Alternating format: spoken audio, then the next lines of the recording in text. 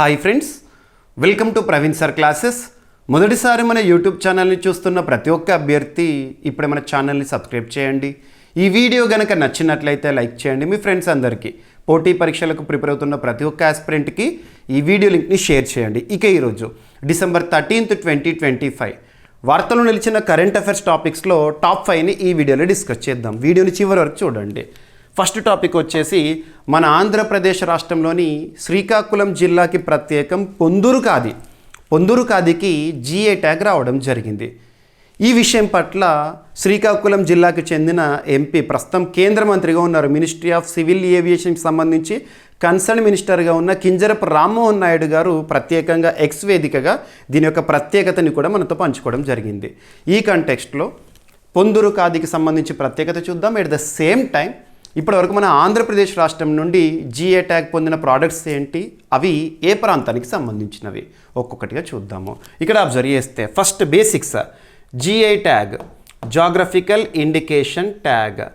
So geographical indication tag, geographical అంటే ఒక ప్రాంతానికి సంబంధించి. సింపుల్గా ఏదైనా ఒక ప్రోడక్ట్కి, ఒక వస్తువుకి ఒక ప్రాంతం ఆధారంగా లేదా ఒక ప్రాంతానికి వస్తువు ఆధారంగా ప్రత్యేకతను ఇచ్చి గుర్తించడం అన్నట్టు, ప్రత్యేకంగా గుర్తించడం అన్నట్టు. ఆ ప్రోడక్ట్ ఏదైనా సరే, అది వ్యవసాయ పంటే కానివ్వండి, వంటే కానివ్వండి, నేసే వస్త్రమే కానివ్వండి, బెవరేజెసే కానివ్వండి, ప్రత్యేకమైన కళలే కానివ్వండి, ఆ ప్రాంతం పేరు చెప్పగానే ఆ ప్రోడక్ట్ గుర్తొస్తుంది, ఆ ప్రోడక్ట్ పేరు చెప్పగానే ఆ ప్రాంతం గుర్తొస్తుంది. మరి అటువంటి ప్రోడక్ట్స్కి జిఐ ట్యాగ్ని మంజూరు చేసే సంస్థ ఏంటంటే జిఐ రిజిస్ట్రీ అనే ఒక సంస్థ. జిఐ రిజిస్ట్రీ అనే సంస్థ. ఆ సంస్థ యొక్క ప్రధాన కేంద్రం ఎక్కడ ఉంది అంటే చెన్నై. సో చెన్నై కేంద్రంగా పనిచేస్తుంది, తమిళనాడులో ఉంది. మరి ఈ సంస్థ ఒక చట్టం ఆధారంగా GI of goods registration and protection act 1999 ఆధారంగా ప్రత్యేకంగా ఒక గుర్తింపుని ఇస్తుంది. దాన్ని జిఐ ట్యాగ్ అంటాము. మరి భారతదేశంలో జిఐ ట్యాగ్ గుర్తింపు పొందిన మొట్టమొదటి ప్రోడక్ట్ ఏది అంటే డార్జిలింగ్ టీ. డార్జిలింగ్ టీ ఎక్కడ? వెస్ట్ బెంగాల్ రాష్ట్రానికి సంబంధించింది. 2004-2005 ఆ సైకిల్లో దాన్ని గుర్తించడం జరిగింది. ఓకేనా. ఇక రీసెంట్గా ministry of commerce and industries concern మినిస్టర్గా ఉన్న పీయూష్ గోయల్ గారు ఒక స్టేట్మెంట్ ఇచ్చారు. 2030 సంవత్సరం నాటికి మన భారతదేశంలో జిఐ ట్యాగ్ పొందిన ప్రోడక్ట్ సంఖ్య అట్లీస్ట్ ఒక 10,000కి చేరాలి అని చెప్పేసి. ప్రస్తుతం దరిదాపుల్లో 700కి దగ్గరగా ఉంది భారతదేశంలో జిఐ ట్యాగ్ పొందిన ప్రోడక్ట్ సంఖ్య. అత్యధికంగా ఉత్తరప్రదేశ్ రాష్ట్రానికి సంబంధించి జిఐ ట్యాగ్ ప్రోడక్ట్స్ ఉన్నాయి. ఇకపోతే ఏ మంత్రిత్వ శాఖ పరిధిలోని అంశము అంటే ministry of commerce and industries, department for promotion of industries and internal trade ఒక శాఖ పరిధిలో ఈ జిఐ ట్యాగ్కి సంబంధించిన నిర్ణయాలు జరుగుతాయి. పక్కన పెట్టేస్తే మరి మన ఆంధ్రప్రదేశ్ రాష్ట్రానికి సంబంధించి శ్రీకాకుళం జిల్లా అనగానే మనకు చాలా గుర్తొస్తాయి, బుడితి, బేల్ ఇలాంటివి. ఇప్పుడు పొందూరు ఖాదీకి జిఐ ట్యాగ్ అనేది మంజూరు చేయడం జరిగింది. ఓకేనా. సో ఇదొకటి. మరి ఈ సందర్భాన కింజరపు రామ్మోహన్ నాయుడు గారు ప్రత్యేకంగా దీని గురించి ఎక్స్ వేదికగా మనతో కొన్ని భావాలను ప్రకటించుకున్నారు. సో పొందూరు ఖాదీకి ప్రతిష్టాత్మక భౌగోళిక గుర్తింపు లభించినట్లు కేంద్ర మంత్రి, ministry of civil aviation Rammohan Naidu గారు వెల్లడించారు. శ్రీకాకుళం జిల్లా వాసిగా ఇది గర్వించదగ్గ క్షణమని పేర్కొంటూ ఎన్నేళ్ల నిరీక్షణ, అనేక సమావేశాలు, డాక్యుమెంటేషన్, నిరంతర ఫాలోఅప్ల అనంతరం జిఐ ట్యాగ్ అనేది సాధ్యమైందని ప్రత్యేకంగా చెప్పారు. ఇది కేవలం ఒక వస్త్రానికి లభించిన గుర్తింపు మాత్రమే కాదంట, శ్రీకాకుళం నేత కార్మికుల తరతరాల వారసత్వం. సో వాళ్ళ వారసత్వం, వాళ్ళ హెరిటేజ్లో భాగం అంటే ఇది. ఓకేనా. జిఐ ట్యాగ్ సాధనలో సహకరించిన ఈ సంస్థ ఖాదీ గ్రామీణ పరిశ్రమల commission, khadi and village industries commission, KVIC అంటాం, ఖాదీ విలేజ్ ఇండస్ట్రీస్ కమిషన్. ఆ సంస్థకి ప్రత్యేక కృతజ్ఞతలు తెలపడం జరిగింది. సో ఇటీవల జిఐ ట్యాగ్ పొందిన పొందూరు ఖాదీ ఏ రాష్ట్రానికి సంబంధించింది అంటారు. First question Andhra Pradesh. ఏ జిల్లాకు సంబంధించి, ఏ ప్రాంతానికి సంబంధించింది అంటే శ్రీకాకుళం. ఓకేనా. సో ఇక్కడ అబ్జర్వ్ చేస్తే ఫైన్. సో జిఐ ట్యాగ్కి సంబంధించి మరి ఇలా జిఐ ట్యాగ్ పొందిన ప్రోడక్ట్కి మన స్థానికంగానే కాదు, జాతీయంగానే కాదు, అంతర్జాతీయ స్థాయిలో డిమాండ్ అనేది వస్తుంది. ఎక్స్పోర్ట్ ఓరియంటెడ్ ప్రోడక్ట్గా దీన్ని చూస్తాము. సో దానికి డిమాండ్ పెరుగుతుంది కాబట్టి మన భారతదేశం నుండి ఎక్స్పోర్ట్ చేస్తూ ఉంటాము. Ministry of commerce and industries పరిధిలోని అంశం అని చెప్పాను. ఓకేనా. ఇక ఈ కంటెక్స్ట్లో మనం చూస్తే ఆంధ్రప్రదేశ్ రాష్ట్రంలో జిఐ ప్రోడక్ట్స్ ఇప్పటివరకు గుర్తించినవి వాటి ప్రాంతాల ఆధారంగా చూద్దాము. ఓకేనా? సో కొండపల్లి బొమ్మలు, కొండపల్లి కృష్ణా డిస్టిక్కి సంబంధించి తెల్ల పొనికి చెట్ల కలపను ఉపయోగించి తయారు చేసే బొమ్మలు చాలా ప్రత్యేకము. ఏటికొప్పాక బొమ్మలు వాటి కూడా జిఐ ట్యాగ్ రావడం జరిగింది. అనకాపల్లి డిస్టిక్ సంబంధించి అంకుడు కర్రను ఉపయోగించి తయారు చేసే బొమ్మలు. తిరుపతి లడ్డు, తిరుపతి చిత్తూరు. So Bandar laddu, Bandar Krishna district. ఇక్కడ ఓల్డ్ డిస్టిక్సా న్యూ డిస్టిక్స్ అవన్నీ కన్సిడర్ చేయకండి, ప్రాంతం పేరు చూడండి చాలు. ఓకేనా? ఇక శ్రీకాళహస్తి కలంకారి, శ్రీకాళహస్తికి సంబంధించి చిత్తూరు. మచిలీపట్నం కలంకారి, దాన్ని పెడన కలంకారి అంటాము, కృష్ణా డిస్టిక్. ధర్మవరం పట్టు శారీస్ మరియు పావడాస, ధర్మవరం అనంతపురం. వెంకటగిరి చీరలు, వెంకటగిరి. మంగళగిరి చీరలు, మంగళగిరి. ఉప్పాడ జామ్దాని చీరలు. యాక్చువల్లీ ఇవి జిఐ ట్యాగ్ పొందినప్పుడు ఏ డిస్టిక్ పేరుతో అయితే ఇచ్చారో వాటిని ఇక్కడ బ్రాకెట్లో మెన్షన్ చేశాను. ఓకేనా? బంగినపల్లి మామిడి, బనగానపల్లి కర్నూలు. గుంటూరు అంటేనే సన్న మిర్చి, సన్న చిల్లి కదా, so Guntur. Araku Ambika coffee, Araku agency area, Visakhapatnam జిల్లాలో ఉన్నప్పుడే ఇచ్చారు. Udayagiri wooden carving, Udayagiri Nellore. Bobbili veena, Bobbili Vizianagaram. Budithi bell, Budithi Srikakulam district, గుర్తుంచుకోండి. ఓకేనా? ఇక Allagadda stone carving, Allagadda Kurnool district. తోలుబొమ్మలాట, Anantapur district. Durgi stone carving, Durgi Kurnool district. Atreyapuram పూతరేకులు మనం 2023 టైంలో చూసాము, కోనసీమ డిస్టిక్ సంబంధించి. ఇక్కడ ఫస్ట్ 2005, 2006 ఆ సైకిల్లో ఆంధ్రప్రదేశ్ నుండి మొట్టమొదట జిఐ ట్యాగ్ పొందిన ప్రోడక్ట్ ఏది అన్నారు అనుకోండి, శ్రీకాళహస్తి కలంకారి. గుర్తుంచుకోండి, శ్రీకాళహస్తి కలంకారి ఆంధ్రప్రదేశ్ నుండి జిఐ ట్యాగ్ పొందిన మొట్టమొదటి ప్రోడక్ట్. దేశంలో అయితే డార్జిలింగ్ టీ. ఓకేనా? సరిపోతుంది. సో ఈ విధంగా చూడండి, ఎగ్జామినేషన్ పాయింట్ ఆఫ్ వ్యూలో ఖచ్చితంగా క్వశ్చన్ వస్తుంది. ఏ టాపిక్ అయినా సరే ఒక టాపిక్ని నేర్చుకున్నప్పుడు దానికి సంబంధించిన బేసిక్స్ బ్యాక్గ్రౌండ్ నుండి రావాలి. ఈ విధమైన ప్రిపరేషన్ కనుక మనం కొనసాగించడం అనుకోండి, కరెంట్ అఫైర్స్ కోణంలో 100% సాధించడంతో పాటు జనరల్ స్టడీస్లో కూడా మ్యాక్సిమం స్కోర్ చేసే అవకాశాలు పెరుగుతాయి. ఓకేనా? మీకు ఈ విధంగా టాప్ 5 కరెంట్ అఫైర్స్ ఏవైతే ప్రతిరోజు అందిస్తున్నానో వీటి నుండి రానున్న పోటీ పరీక్షలో ఖచ్చితంగా మీరు ప్రశ్నలను ఎక్స్పెక్ట్ చేసి తీరాల్సిందే. ఓకేనా? సో ఈ విధంగా. సో ఇక్కడ ఒక ఎక్స్ట్రా టాపిక్ని కూడా ఈరోజు మీకు అడిషన్ చేస్తున్నాను. వార్తలో నిలిచిన ఒక విన్యాసం. ఈరోజు మీరు వార్తాపత్రికలో చూస్తుంటారు, December 13th, 2025 రోజున ఒక విన్యాసం ముగిసింది అని చెప్పేసి. ఏ విన్యాసము? ఎక్సర్సైజ్ గరుడ శక్తి, గరుడ శక్తి, గరుడ శక్తి విన్యాసం. ఏదైనా ఒక విన్యాసం గురించి మనం వార్తలో చూస్తున్నప్పుడు ఆ విన్యాసానికి సంబంధించి ఏ పాయింట్స్ చూడాలని చెప్పాను?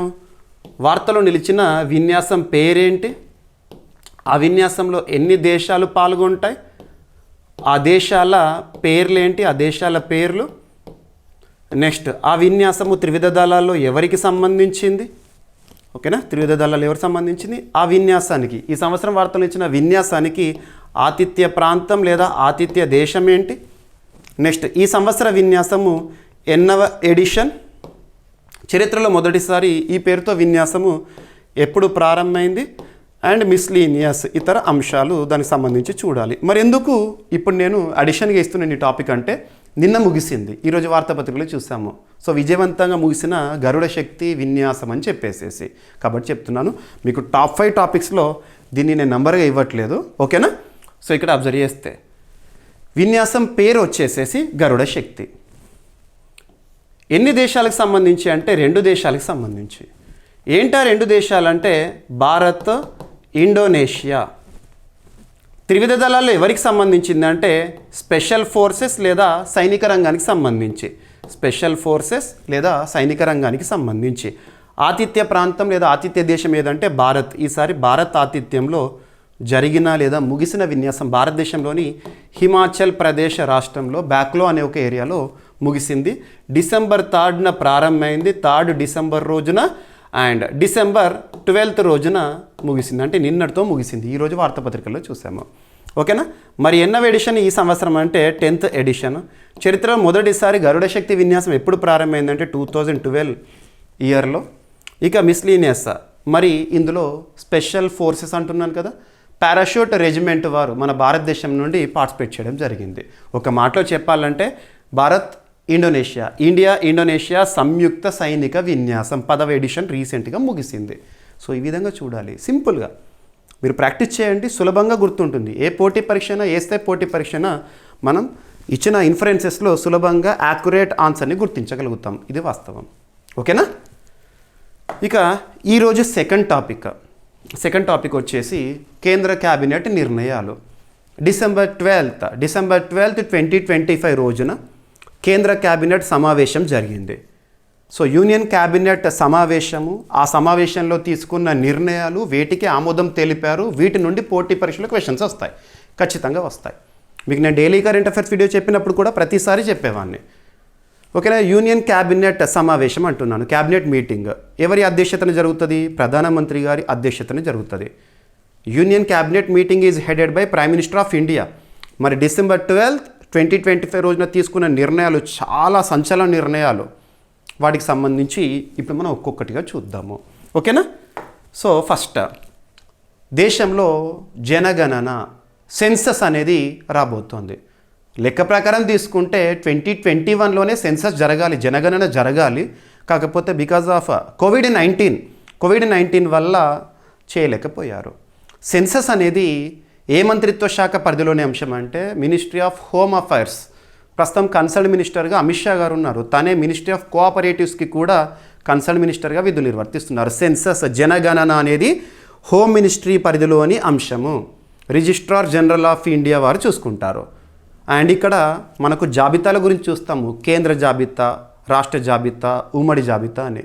దేశంలో అత్యున్నత చట్టమైన రాజ్యాంగంలో ఆర్టికల్ 246 దగ్గర మనము డిఫరెంట్ లిస్టుల గురించి చూస్తాం. 3 జాబితాలు. యూనియన్ లిస్ట్ అంటే కేంద్ర ప్రభుత్వంకి ఇచ్చిన అధికారాలు, రాజ్యాంగం ఇచ్చిన అధికారాలు. స్టేట్ లిస్ట్ రాష్ట్ర ప్రభుత్వాలకు ఇచ్చిన అధికారాలు. ఉమ్మడి అంటే ఇద్దరికి ఉంటాయి, కాన్కరెంట్ లిస్ట్. మరి ఏ జాబితాలో ఉంటుంది ఈ సెన్సస్ అనేది? పాపులేషన్ సెన్సస్ అంటే కేంద్ర జాబితాలోని అంశం. ఐటెం నెంబర్ 69 గుర్తుంచుకోండి. ఐటెం నెంబర్ 69 ఎగ్జామినేషన్లో అడుగుతారు. సో ఈ విధంగా చూడాలి ప్రతి topic. Schedule 7 of Indian constitution centre state relations గురించి చెప్తుంది, కేంద్ర రాష్ట్ర సంబంధాలు. మన భారతదేశంలో సమాఖ్య లక్షణాలు చూస్తాము, కానీ సమాఖ్య అనే పదాన్ని రాజ్యాంగంలో ఎక్కడ కూడా మనం చూడము. వాస్తవానికి మాత్రం రియల్ లైఫ్లో మాత్రం చూస్తాము. ఓకేనా? ఫెడరేషన్గా చూస్తాము, కానీ రాజ్యాంగంలో ఫెడరేషన్ అనే పదం లేదు. ఓకేనా? ఇక పక్కన పెడితే మరి సెన్సస్ కోసము ఎంత మొత్తంలో బడ్జెట్ని కేటాయించింది కేంద్ర క్యాబినెట్, అది ఇక్కడ చూస్తారు, ఎగ్జామినేషన్లో అడుగుతారు. దేశంలో తొలిసారిగా కులగణనతో పాటు జనాభా లెక్కల సేకరణ అనేది జరగబోతోంది. ఈ 2026లోనే ప్రారంభం కాబోతోంది. అందుకోసము ఎంత మొత్తంలో బడ్జెట్ని కేటాయించింది, ఆ కేటాయింపు సంబంధించి కేంద్ర క్యాబినెట్ ఆమోదం తెలిపింది అంటే 11,728 కోట్ల రూపాయలు. ఓకేనా? కేంద్ర క్యాబినెట్ ఆమోదం. ఈ జనగణనను దేశంలో తొలిసారి డిజిటల్గా నిర్వహిస్తారు, పేపర్లెస్ సెన్సస్. ఓకేనా? సరిపోతుంది. మొత్తం ప్రక్రియలో దాదాపు 30 lakhs ఎన్యుమరేటర్స్ అంటే ఇంటింటికి తిరిగి డేటా సేకరణ చేస్తారు కదా, అంతమంది పార్టిసిపేట్ చేస్తారంట. ప్రజలు స్వచ్ఛందంగా తమ వివరాలు నమోదు చేసుకునే అవకాశం కూడా ఇస్తారట. మనమే ఆన్లైన్ వెబ్సైట్ ఓపెన్ చేసేసి సెన్సస్ రిలేటెడ్ మనం ఇంట్లో ఎంతమంది ఉంటాము, మన క్యాస్ట్ ఏంటి, ఇవన్నీ కూడా చేయొచ్చు. 2021లో జరగాల్సిన ప్రక్రియ కోవిడ్ కారణంగా వాయిదా పడింది. జనగణనను 2 దశల్లో నిర్వహిస్తారు. 2026 ఏప్రిల్ సెప్టెంబర్ మధ్య హౌస్ లిస్టింగ్ మరియు హౌసింగ్ సెన్సస్. 2027 ఫిబ్రవరిలో జనాభా వివరాల సేకరణ జరుగుతుందంట. ఓకేనా? సో గుర్తుపెట్టుకోండి, ఎగ్జామినేషన్ పాయింట్ ఆఫ్ వ్యూ అడుగుతారు. ఇక పూర్తిగా తీసుకుంటే భారతదేశంలో ఎన్నవ సెన్సస్ అంటే 16th. ఓకేనా? ఆఫ్టర్ ఇండిపెండెన్స్ అయితే 8th. ఇక కొన్ని నిర్ణయాలు, క్యాబినెట్ తీసుకున్న నిర్ణయాల్లో కొన్ని పేరు మార్పు సంబంధిత అంశాలు. ఇటీవల చాలా పేరు మార్పు సంబంధిత అంశాలు చూసాం మనము. రాజ్ భవన్ని లోక్ భవన్గా, రాజ్ నివాస్ని లోక్ నివాస్గా, పిఎంఓ ఆఫీస్ని సేవా తీర్థగా, ఇలా చాలా మారుతున్నాయి కదా. సో ఇక్కడ ఒక స్కీమ్ లేదా ఒక పథకం దేశవ్యాప్తంగా పని దినాల కల్పనకు సంబంధించి Mahatma Gandhi national rural employment guarantee act, ఆ పథకం ఏదైతే ఉంటుందో దాని పేరుని మార్చడానికి కేంద్ర క్యాబినెట్ ఆమోదం తెలిపింది. ఏంటి కొత్త పేరు అంటారు? సో మహాత్మా గాంధీ జాతీయ గ్రామీణ ఉపాధి హామీ చట్టం, Mahatma Gandhi national rural employment guarantee act పేరుని మార్చి ఏ విధంగా తెస్తారట కొత్తగా పూజ్య బాపు గ్రామీణ రోజ్గార్ యోజన. సో కొత్త పేరు ఖచ్చితంగా అడుగుతారు. సో పూజ్య బాపు మహాత్మా తీసేశారు, పూజ్య బాపు గ్రామీణ రోజ్గార్ యోజనగా. సో ఈ పథకం కింద ఉపాధి పని దినాలను 100 రోజుల నుండి ఎందుకు పెంచారు? 125 రోజులకు. ఇది important point. Mahatma Gandhi national rural employment guarantee స్కీమ్గా ప్రారంభమైంది 2006 ఆ సమయంలో యాక్ట్గా వచ్చింది. 2005 యాక్ట్ ఇంప్లిమెంటెడ్ ఫ్రమ్ 2006 గుర్తుపెట్టుకోండి. యూజీసీ. ఇక నెక్స్ట్ వచ్చేసి university grants commission and AICTE స్థానంలో ఒకే ఉన్నత విద్యా నియంత్రణ సంస్థను ఏర్పాటు చేసే బిల్లుకు క్యాబినెట్ ఆమోదం తెలిపిందంట. ఈ బిల్లుకు వికసిత్ భారత్ శిక్ష అధిక్షన్ బిల్లు అని పేరు పెట్టారు. ఇక ఈ సమావేశాల్లో, పార్లమెంట్ సమావేశాల్లో ఆ బిల్లుని ప్రవేశపెట్టనున్నారు. Bill becomes act. ఎప్పుడు వస్తుంది చట్టంగా? బిల్లు చట్టం ఎప్పుడు అవుతుంది అంటే రాష్ట్రపతి ఆమోదిస్తే అకార్డింగ్ టు ఆర్టికల్ 111 ఆధారంగా. 2047 నాటికి అణువిద్యుత్ సామర్థ్యాన్ని, న్యూక్లియర్ కెపాసిటీని 100 గిగావాట్లకు పెంచే లక్ష్యంతో పౌర అణు విద్యుత్ రంగంలో ప్రైవేట్ భాగస్వామ్యానికి తలుపులు తెరవాలని నిర్ణయించారు. ఓకేనా? So sustainable harnessing and advancement of nuclear energy for transforming India బిల్లుకు కేంద్ర క్యాబినెట్ ఆమోదం తెలిపింది అందుకోసము. ఓకేనా? నెక్స్ట్ ఇంకోటి ఏంటంటే ఇన్సూరెన్స్ సెక్టార్లో, బీమా రంగంలో ప్రస్తుతం ఉన్న 74% లిమిట్ని 100కి పెంచారు. అంటే ఎఫ్డిఐని 100% బీమా రంగంలో అనుమతిస్తారంట. ఓకేనా? సో ఇదొకటి కూడా ఇంపార్టెంట్, సరిపోతుంది. రైట్, ఎగ్జామినేషన్ పాయింట్ ఆఫ్ వ్యూలో అడగవచ్చు. ఇక్కడ ఎక్స్ట్రా ఇన్ఫర్మేషన్ పోటీ పరీక్షల కోణంలో అడుగుతారు కాబట్టి మీకు ఇక్కడ ఇవ్వడం జరుగుతుంది. కేంద్ర హోంమంత్రిత్వ శాఖ జనగణనకు సంబంధించిన గెజిట్ నోటిఫికేషన్ ఇప్పటికే విడుదల చేసింది.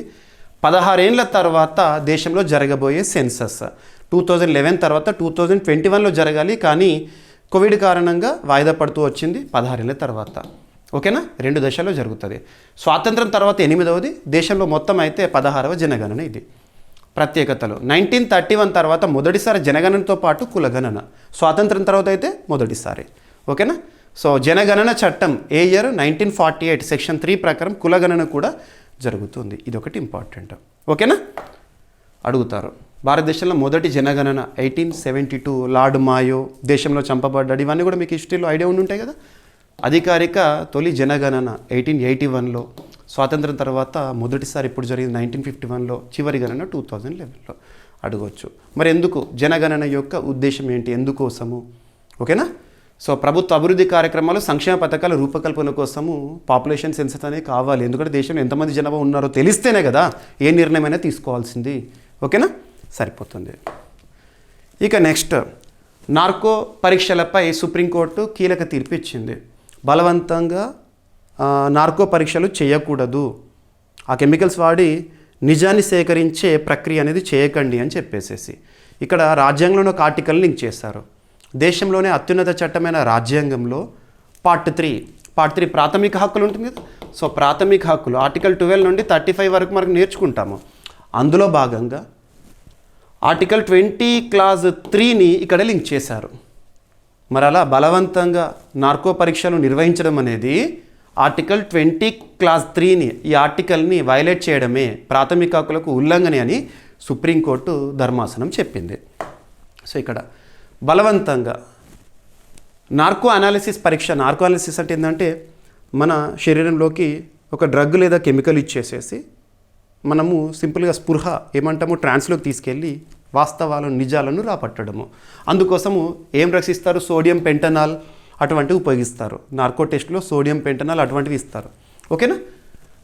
బలవంతం మీద నార్కో అనాలిసిస్ పరీక్ష చేయించేందుకు అనుమతించిన పాట్నా హైకోర్టు ఆదేశాన్ని సుప్రీంకోర్టు రద్దు చేసింది. ఇటీవల పాట్నా హైకోర్టు అంటే బీహార్ హైకోర్టు. సో నార్కో పరీక్ష చేయండి, బలవంతంగా చేసి వాస్తవం రాబట్టండి అని తీర్పిచ్చింది ఇటీవల. సో అలా బలవంతంగా చేయకూడదని సుప్రీంకోర్టు ఆ తీర్పును, పాట్నా హైకోర్టు ఇచ్చిన తీర్పును రద్దు చేసింది. ఓకేనా? ఏ ఆర్టికల్లో భాగంగా ఆర్టికల్ 20 క్లాజ్ 3ని ఉల్లంఘించడం అవుతుంది, ప్రాథమిక హక్కుల ఉల్లంఘన అని చెప్పేసి చెప్పారు.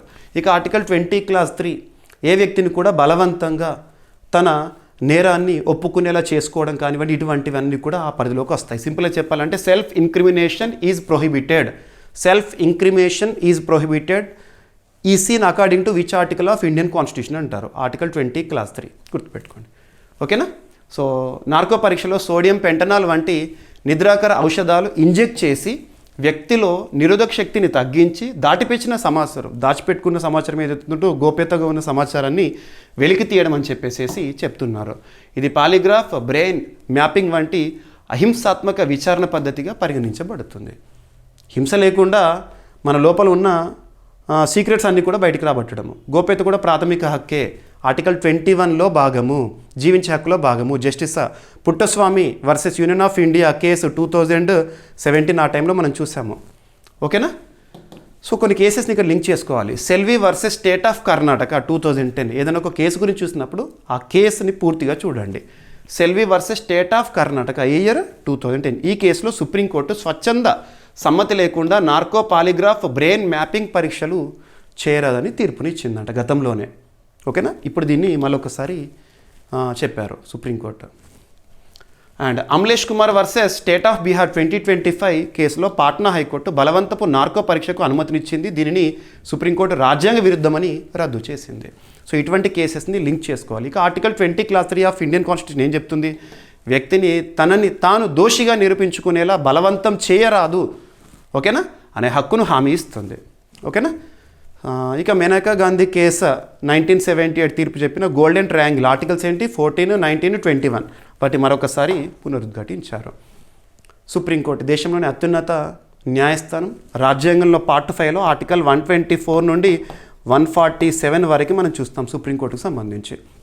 ఓకేనా? ధర్మాసనం తీర్పు. రైట్? ఎగ్జామినేషన్ పాయింట్ ఆఫ్ వ్యూలో అడగవచ్చు ఇటువంటివి. మీకు ఒక టాపిక్ని చెప్పినప్పుడు ఆ టాపిక్కి సంబంధించి స్టాటిక్ ఇన్ఫర్మేషన్ని కూడా ఇస్తున్నాను. ఈ విధంగా ప్రిపేర్ అయ్యారనుకోండి, మీకు వార్తలో నిలిచిన అంశం తెలుస్తుంది, సబ్జెక్ట్ తెలుస్తుంది, దానికి సంబంధించిన స్టాటిక్. ఇందాక మీకు చెప్పాను కొన్ని కేసెస్ గురించి, సెల్వి కేసు అని చెప్పేసి అటువంటివి. సో ఈ విధంగా చదవండి ప్రతి టాపిక్ని కూడా. ఓకేనా? ఇక 3 దేశాల గురించి చూద్దాము.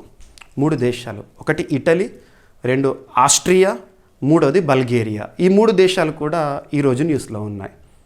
అంశం ఏంటో సింగిల్ లైన్లో చూడండి. కాకపోతే ఇటువంటి చూసినప్పుడు, ఏదైనా ఒక దేశం గురించి చూసినప్పుడు మ్యాప్ పాయింటింగ్ అనేది ఇంపార్టెంట్. ఆ దేశము ఏ ఖండంలో ఉంది, దాని చుట్టుపక్కల దేశాలు ఏంటి, ఇలా కూడా చూడాలి. ఓకేనా? సో ఇక్కడ అబ్జర్వ్ చేస్తే ఇటాలియన్ వంటకాలకు యునెస్కో గుర్తింపు. UNESCO intangible cultural heritage list అని చెప్పేసి ఆల్రెడీ మనము స్పెషల్ వీడియో కూడా ఇచ్చాను మీకు. నేను 2 days బ్యాక్ ఈవినింగ్ 7కి లాస్ట్ డే బిఫోర్ ఎస్టర్డే మీకు ఇచ్చాను. భారతదేశంలో ఇంటాంజిబుల్ కల్చరల్ హెరిటేజ్ లిస్ట్లో 16కు చేరింది సంఖ్య, దీపావళి గుర్తించారని. అలా ఇటలీ దేశంలో వంటకాలు చాలా ఫేమస్ అట. ఇటాలియన్ ఫుడ్ అనేది మనము రెస్టారెంట్లో కూడా చూస్తాము. అలా ఒక దేశంలో ఉండే వంటకాలన్నింటినీ కలిపి ఒక అంశంగా ఇంటాంజిబుల్ కల్చరల్ హెరిటేజ్గా యునెస్కో గుర్తించింది. రీసెంట్గా మనం చూసాము December 8 నుండి December 13 వరకు భారతదేశం ఆతిథ్యంలో ఎర్రకోట వేదికగా సమావేశం జరిగింది కదా. ఇంటాంజిబుల్ కల్చరల్ హెరిటేజ్ రిలేటెడ్ సమావేశం జరిగింది, 20th సెషన్. అందులో తీసుకున్న నిర్ణయం ఒక దేశంలోని వంటకాలన్నింటినీ కూడా ఇంటాంజిబుల్ హెరిటేజ్ జాబితాలో గుర్తించడం జరిగింది. అలా ప్రపంచంలో మొదటి దేశంగా ఏ దేశం ఇటీవల వార్తల్లోకి వచ్చిందంటే ఇటలీ. ఇటలీ దేశ చరిత్రలో మొట్టమొదటి మహిళా ప్రధాని ప్రస్తుతం విధులు నిర్వర్తిస్తున్న తన పేరు జార్జియా మెలోని. ఇటలీ దేశ రాజధాని రోమ్. ఎనఫ్. ఓకేనా? ఎగ్జామినేషన్లో అడగవచ్చు. UNESCO United Nations Educational Scientific Cultural organisation.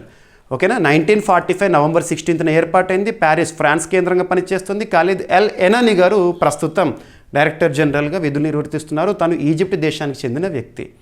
వారు విడుదల చేసే ఇంటాంజిబుల్ కల్చరల్ హెరిటేజ్ లిస్ట్ ఉంటుంది కదా, ఆ జాబితాలో ఇటలీ దేశంలోని వంటకాలను మొత్తం కూడా ఒకటిగా చేర్చారు. సో ఇంటాంజిబుల్ కల్చరల్ హెరిటేజ్లో ఏ దేశంలోని అన్ని వంటకాలను గుర్తించారు.